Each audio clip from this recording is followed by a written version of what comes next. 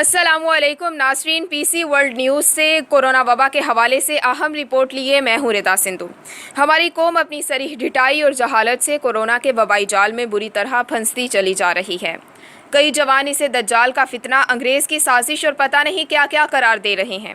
कई सूर में इसे 5G के खाते में डाल रहे हैं। बाज़ इसे डॉलर के हुसूल की साजिश और बाज़ इसे डॉक्टरों के पैसों की वजह से बंदे मारने से मौसूम कर रहे हैं।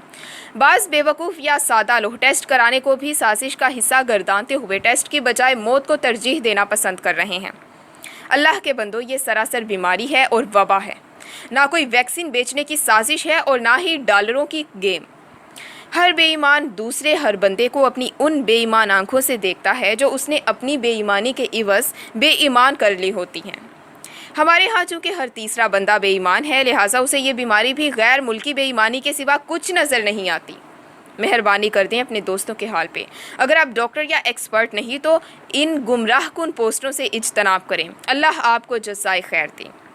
कोरोना की अलामात मुख्तलिफ होती हैं मुख्तलिफ लोगों में। कई अफराद को कोई भी अलामत ज़ाहिर नहीं होती, किसी को एक और किसी को बहुत सी। मेरे कई क्लोज दोस्त और कोलीग्स इसका शिकार हो चुके हैं और रिकवर भी कर गए हैं अल्हम्दुलिल्लाह। इसका अहम तरीन साइन 101 या इससे ज़्यादा बुखार का होना, बार बार या मुसलसल होना और किसी दवाई का असर ना करना है।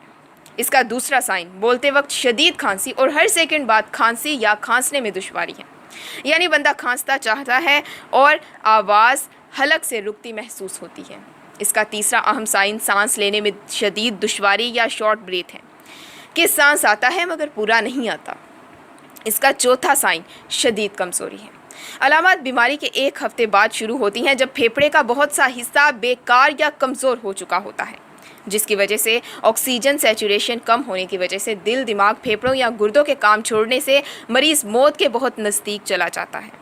अगर फौरी वेंटिलेटर अरेंज ना हो तो मर सकता है। 2 हफ्ते तक वायरस का लाइफ स्पैन कंप्लीट हो जाता है। तीसरे हफ्ते मरीज़ रिकवर कर लेता है और कमज़ोरी और खांसी या सांस की दुश्वारी दूर होने लगती है। फिर उसे वेंटिलेटर से उतार दिया जाता है। चौथे हफ्ते वो ठीक हो जाता है। उसका टेस्ट, जिसे PCR कहते हैं, नेगेटिव आ जाता है। दौरान बीमारी उसको दीगर अमराज, पेट की खराबी वगैरह भी हो सकती है। किसी अलामत के ज़ाहिर ना होने पे भी अगर टेस्ट पॉजिटिव आ जाए तो वो भी कोरोना का ही मरीज़ होता है। उसकी ट्रीटमेंट जितनी जल्द शुरू हो जाए उतना ही बचने के चांसेस ज़्यादा होते हैं।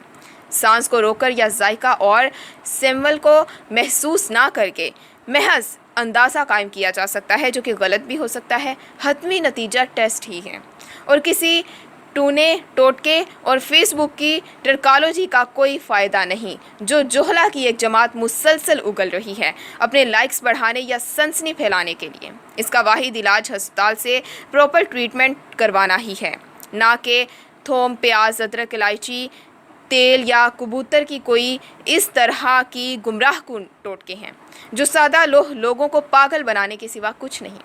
स्टीम सिर्फ इस हद तक फ़ायदेमंद है कि फेफड़ों में नमी की वजह सांस की दुश्वारी थोड़ी बेहतर हो जाती है और बस इसका प्रॉपर और फिल फॉर इलाज ही इसका वाहिद हल है।